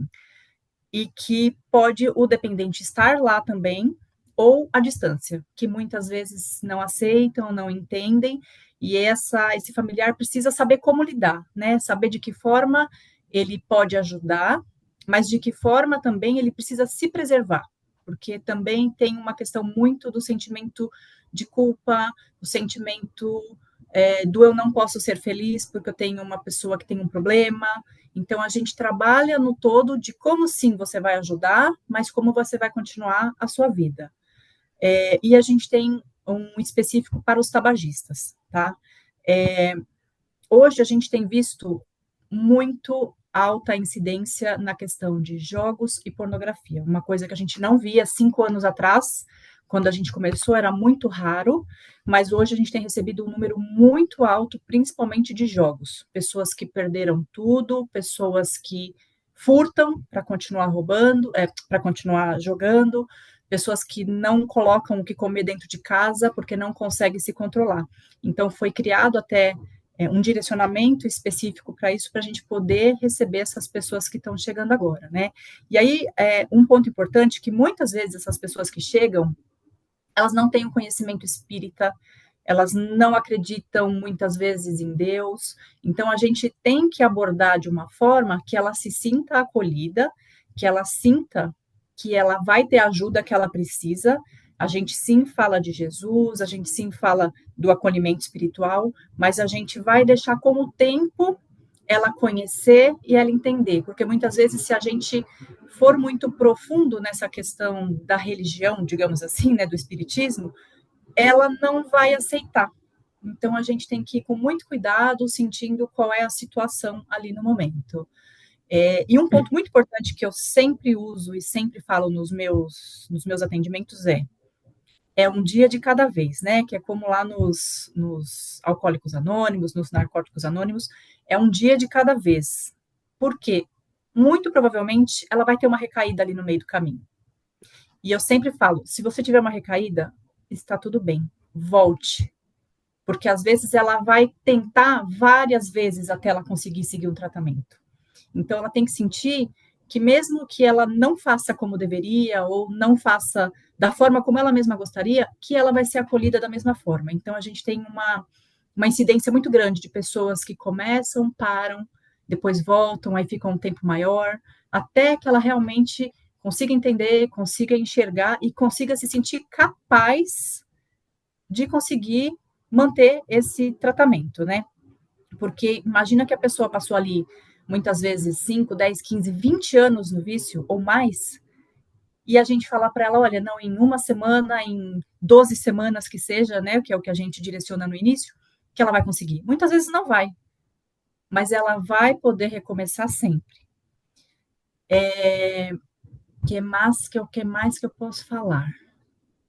Outra coisa que você até falou também, Giovana, a gente sempre reforça que o tratamento espiritual não dispensa o tratamento médico. Então, a gente sempre orienta e pergunta, né, se está fazendo tratamento médico, tratamento psicológico, até mesmo tratamento com psiquiatra, porque é um conjunto, né? Então, ele tem que ter o tratamento como um todo. Então, ele tem que estar com a parte física bem cuidada, com a parte mental bem cuidada, com a parte espiritual bem cuidada. Então, é um conjunto de ações que ele vai ter para que ele consiga começar a controlar o vício de uma forma mais efetiva. Eu acho que é isso. Vocês querem fazer alguma pergunta, Giovana, Sil? Você vê, né, Regina? Tem uma coisa, né? A gente chega num ponto agora, né, nos nossos tempos atuais, não dá para a gente deixar de falar isso. Imagina, a gente está vivendo essa situação como nunca. O Exato. desespero de não conseguir parar o suicídio. Como vocês vão Sim. acolher num centro espírita? Pessoas, vocês estão fazendo um curso, né? Eu espero que vocês todos caminhem depois que a gente possa ser ali na frente parceiro de trabalho, né? Mas veja bem, como que a gente pode deixar de abordar questões tão importantes que chegam no DPOI, a porta de entrada do centro? E o mais interessante é que a espiritualidade, a gente costuma conversar sobre isso, né, Rê? Ela seleciona o dia certo da entrada desses nossos irmãos carentes, necessitados dessa cura do vício. Então, gente, é impressionante, é emocionante a gente ver, a gente já sente que eles estão sendo acolhidos, que muitos entram lá e falam, eu não sei nem por que que eu passei aqui, eu entrei, eu não sei nem por que que eu estou aqui. Aliás, eu não queria estar aqui, porque às vezes eu não quero parar de beber, eu não quero, às vezes, parar de fazer tal coisa, mas eu não sei, mas isso me incomoda, eu não sei, enfim, É. né? E Então, assim, muitas vezes a gente tem que primeiro fazer uma outra assistência para depois ir para a dependência. Então, por exemplo, uma pessoa que chega lá com essa questão do suicídio. Então, às vezes a gente fala, puxa, ele tem tantos problemas, o que que é mais urgente? Então, primeiro a gente vai para uma assistência que cuide dessa questão dos pensamentos suicidas, para depois a gente resgatá-lo e enviá-lo para para assistência de dependência, né? Tem uma coisa também, eles acabam, entre aspas, criando um vínculo com a gente, né? Porque eles sabem que ali ele não vai ser julgado, que ali ele pode falar, que ninguém vai questionar, né? Então eles, quando vêm, eu já passei com você, puxa vida, como é que você tá? Eu tô melhor, eu consegui, puxa vida, não, eu tive uma recaída, mas eu tô aqui de volta. Então, eles criam esse laço de confiança com a casa. Que bom. Aleixo, você quer fazer uma pergunta? Ah, Muito sim, bom. eu estou desde do começo do curso, na verdade, para perguntar para você, para Fala só um Giovana e pouquinho agora. mais alto, Aleixo. Desde o começo, agora melhorou? Melhorou. Melhorou bastante. Agora eu estou quase engolindo o microfone e vai ficar fácil. Desde o começo do curso, eu estou para perguntar isso para você, Silvana, Giovana e agora Regina, né? É, até onde eu sei, o GEMB não faz propaganda ostensiva, né? Ela não vem na TV e fala assim, ó, quem precisar de auxílio, o GEMB está ali para auxiliar. Essas pessoas chegam, assim, por qual caminho, né? Porque se elas não acreditam em Deus ou no Espírito, ou seja lá no que for, se elas não têm uma crença e elas têm tantos problemas, assim, como é que elas se sensibilizam para entrar lá dentro e como é que vocês fazem para abordá-las? Porque Uhum. até onde eu sei, e eu não sei nada, na verdade, né? Mas eu imagino que em algum momento você precisa dizer para ele, olha, essa situação, Uhum. de alguma forma, você foi levado a ela pelos seus próprios atos. É claro que não vai dizer dessa forma, né? Mas de algum jeito você precisa falar para ele que ele é responsável pela vida dele, né? Sim, Que ele tem um sim. livre-arbítrio. E como é Rê, que faz explica. isso e a pessoa não fica revoltada? São A coisas. Rê vai, Momento a Rê certo, vai né, tentar. Regina? Sim, primeiro ponto, essas pessoas chegam por diversos caminhos. porque a mãe incentiva, porque a esposa, a namorada incentiva, porque alguém falou que naquele lugar tem uma assistência que pode ajudar. Então, tem vários caminhos, né? Ou o próprio psicólogo indicou, a gente recebe diversas formas. E aí, a gente tem que tomar muito esse cuidado, né? Para que a gente mantenha a pessoa ali. Então, é como eu falei, né? A gente sim vai falar que é responsabilidade dele, assim como ele precisa ser responsável pela saída dele, né? Ele tem o livre-arbítrio, ele tem que ter força de vontade, ele tem que entender que ele é capaz de sair, né? E a questão do espiritismo em si, a gente deixa claro para ele, né? A gente fala, olha, porque são várias etapas, você vai ter aqui uma assistência com o time de psicólogos, você vai ter um grupo de apoio e tem uma assistência espiritual também.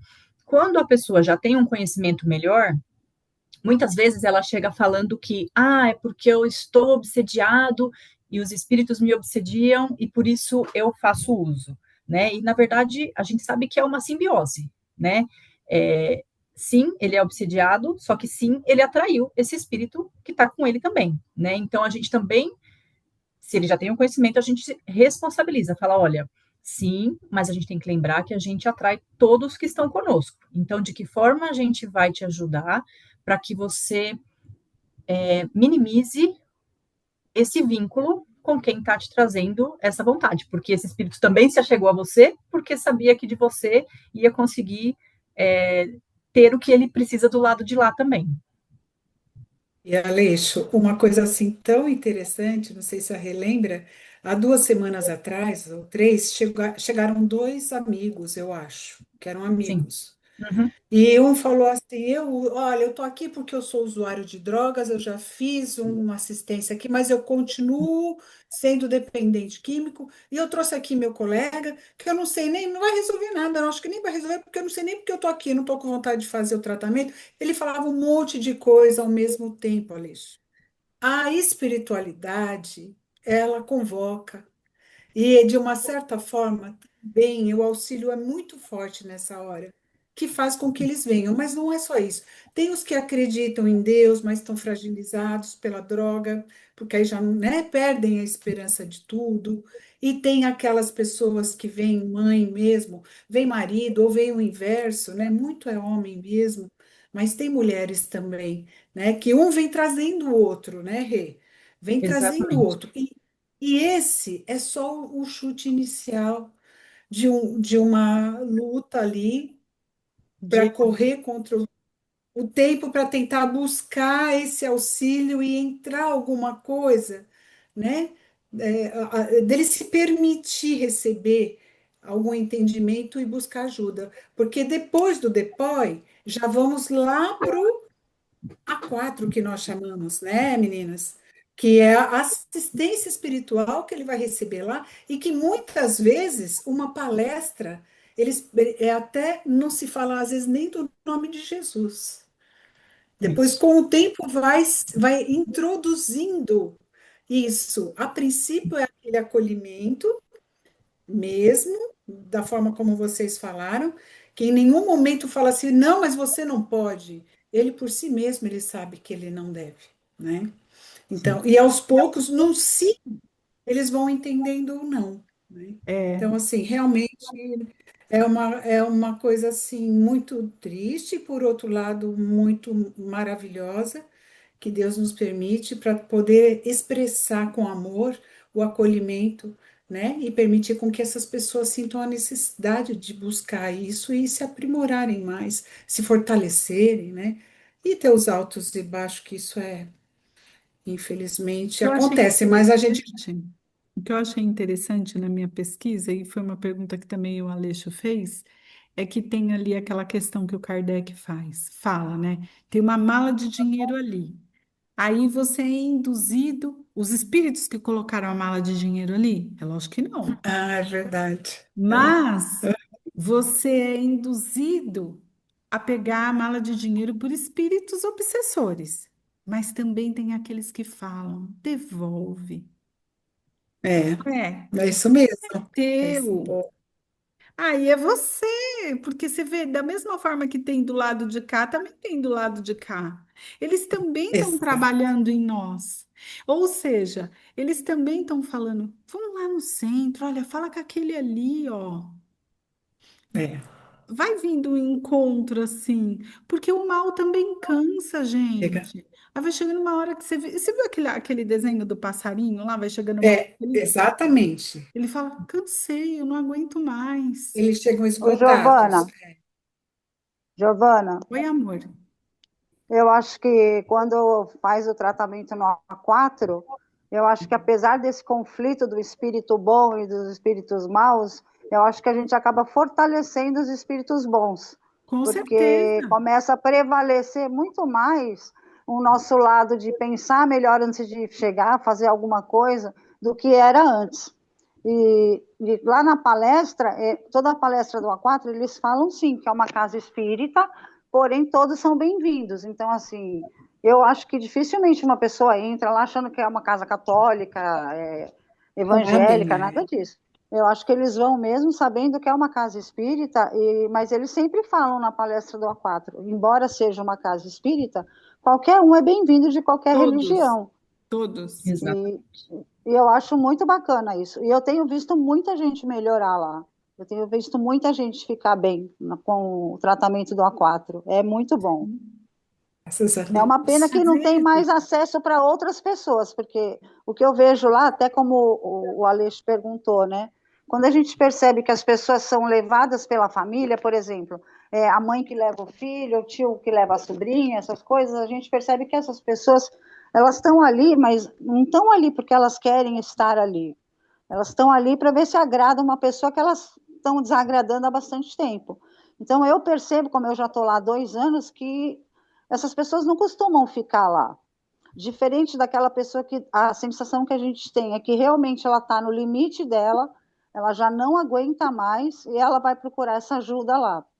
E quando ela está nessa situação, a gente percebe que ela fica e ela aceita o tratamento. E é muito diferente do que esses outros que chegam porque a mãe leva, porque a mãe é codependente e fica lá desesperada.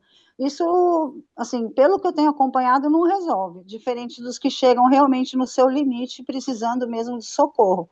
E lá consegue esse socorro, porque eu vejo muita gente se recuperar. Tem muita gente ficando bem lá com o tratamento. Essas que aparentemente não foram, não conseguiram, como você disse, né? É, a gente não sabe, na verdade, né? Porque a semente foi plantada ali dentro dela.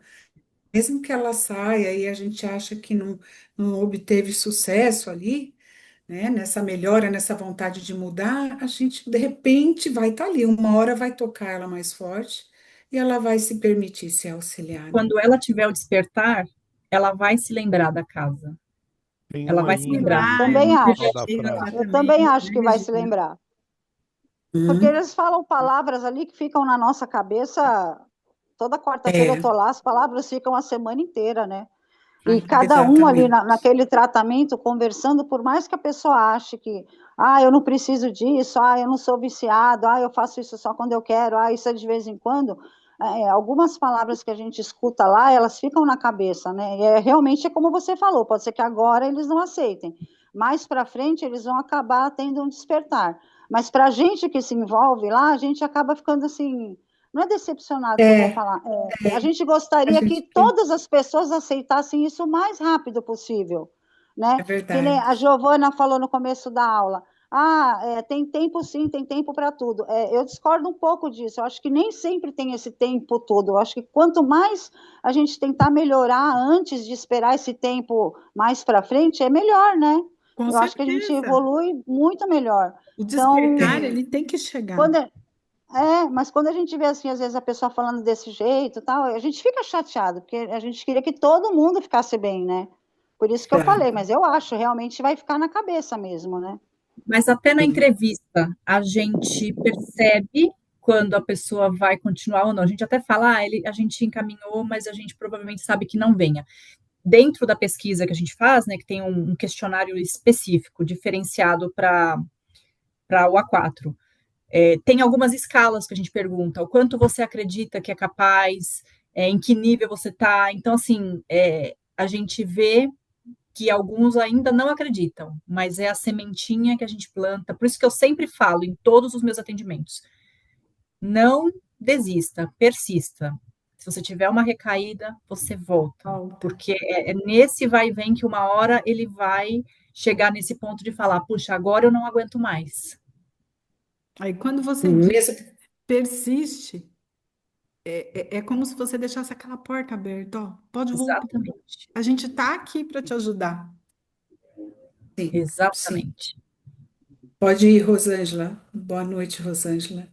Então, e é exatamente porque ele também já está meio que excluído da família, porque uma pessoa, quando chega já a uma determinada situação, ele já não é bem quisto por praticamente ninguém. Uma ou duas pessoas, sei lá, às vezes querem bem. Então, lá ele encontrando acolhimento é mais um fator dele querer voltar, né? Enfim. E aí, gente, mais alguém quer fazer alguma pergunta? Aproveitar antes da gente finalizar? Esse pessoal nosso é muito, muito comunicativo, viu? Eles são Um de sempre cada assim. vez. Ah, a Paula quer fazer uma Paula, pergunta. olá, Paula. Oi, gente, tudo bem? Tudo. Tudo Regina, bem? uma curiosidade, né? Porque eu tenho filho adolescente, meu filho tem 18 anos, e me preocupa muito que esse pessoal, além da bebida, tem o uso daquele pod, né? O vapor e tudo Sim, mais, né? Tem chegado muitos adolescentes aí para você desse perfil não, pra... Ai, que nenhum, pena. nenhum até É agora. mesmo? Eu tive homem que estava na transição, por exemplo, da maconha para o vape, sabe aquela pessoa que fala: eu Sim. vou, né, dando alguns Uhum, passos para trás, né? E aí a gente uhum, não vai desincentivar, né? A gente fala: então vamos passo a passo, né? Vamos depois para o tabagista, tal, mas uhum. especificamente por causa do vape, do pod, não. Não, Nunca atendi.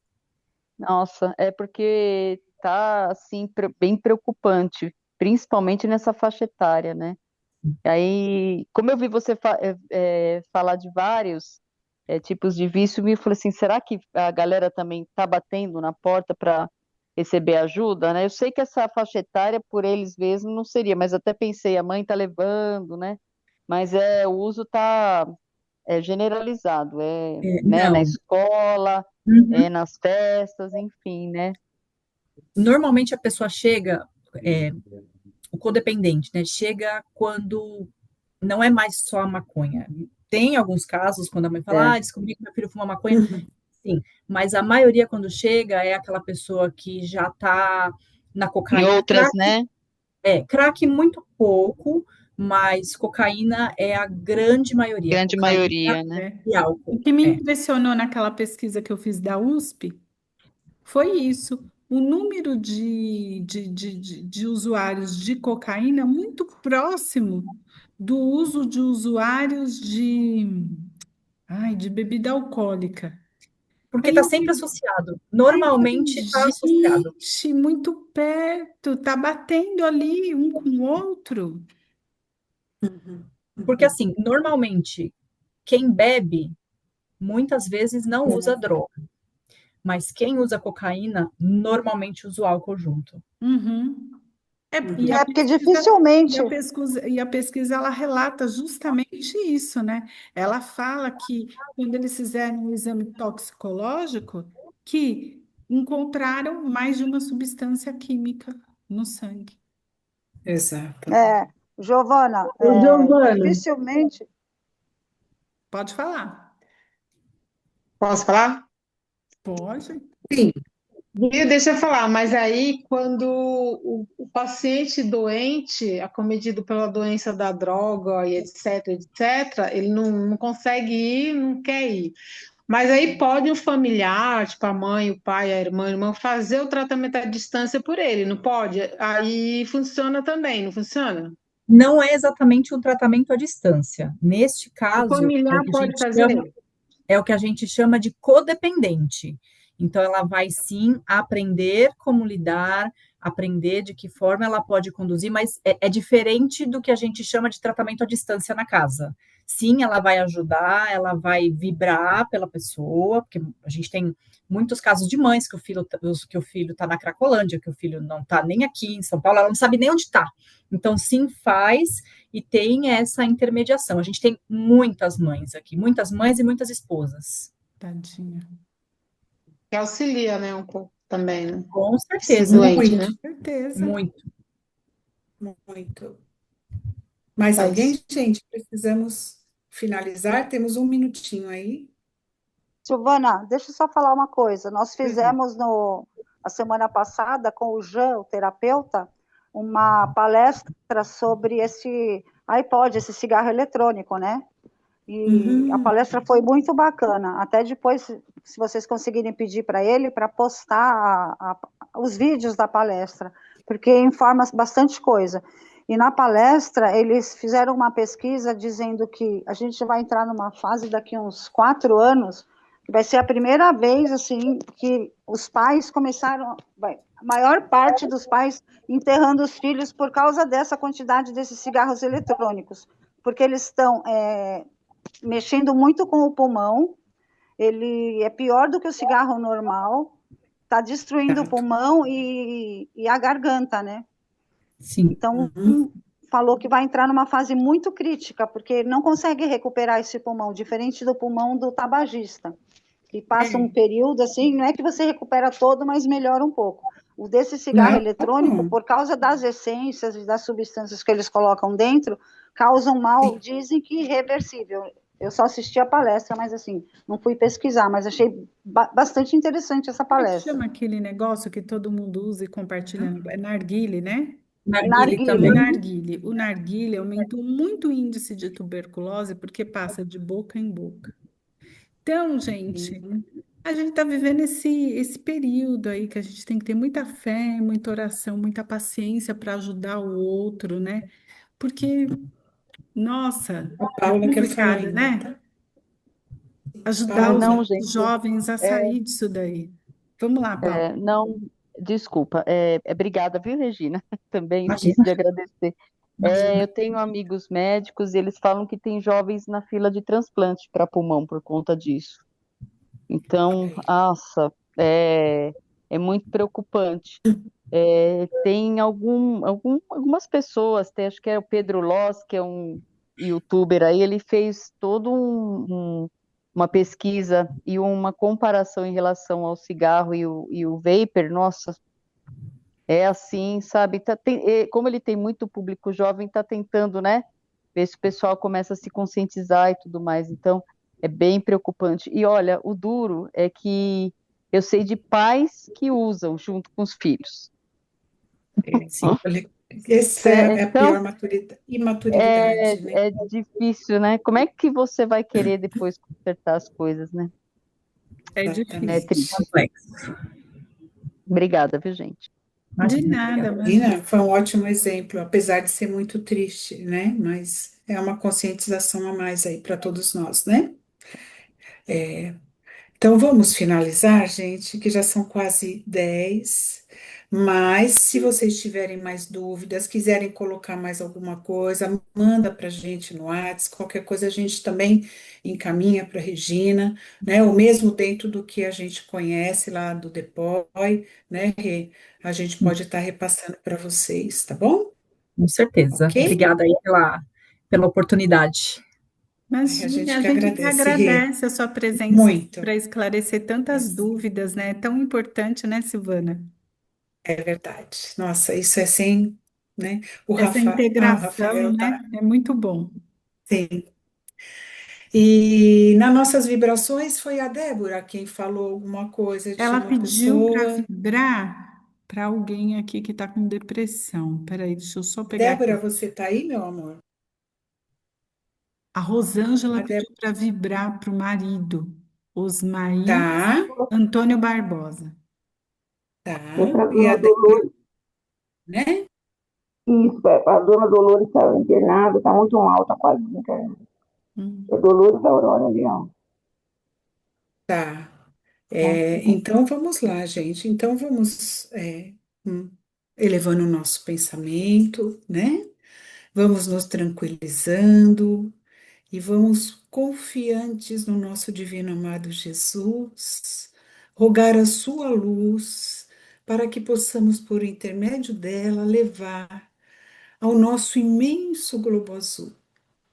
E dentro dessa luz que possa se descer muita paz, muito amor a todos os nossos irmãos que aqui habitam, encarnados e desencarnados, para que tenhamos paz, paz interior e paz entre todos os povos. E ainda rogamos, Senhor, que possamos levar a sua luz com o nosso abraço a todos os nossos irmãos queridos que estão com a sua luz apagada devido aos vícios que acometem em sua vida e que não os fazem, Senhor, enxergar a tua luz, que possamos levar a todos eles. Vibremos, Senhor, pelos nossos irmãos queridos que estão passando por processo de tristeza, de depressão, ou mesmo aquele irmão que se encontra hospitalizado, que possa receber nesse momento essa luz a lhe envolver com muito amor, para que a fé se aflore e que vença dentro da tua vontade e da tua bondade, Senhor.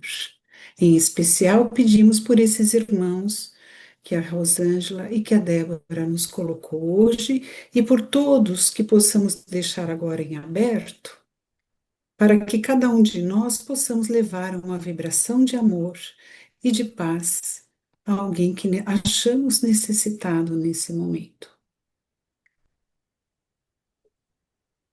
E por fim, rogamos, Senhor, que possamos vibrar por nós mesmos, para que sejamos sempre trabalhadores da sua seara, que sejamos sempre fortalecidos na fé, que saibamos sempre, Senhor, levar o seu amor ao nosso irmão, à nossa irmã, a todo aquele que necessita de amparo e da luz divina.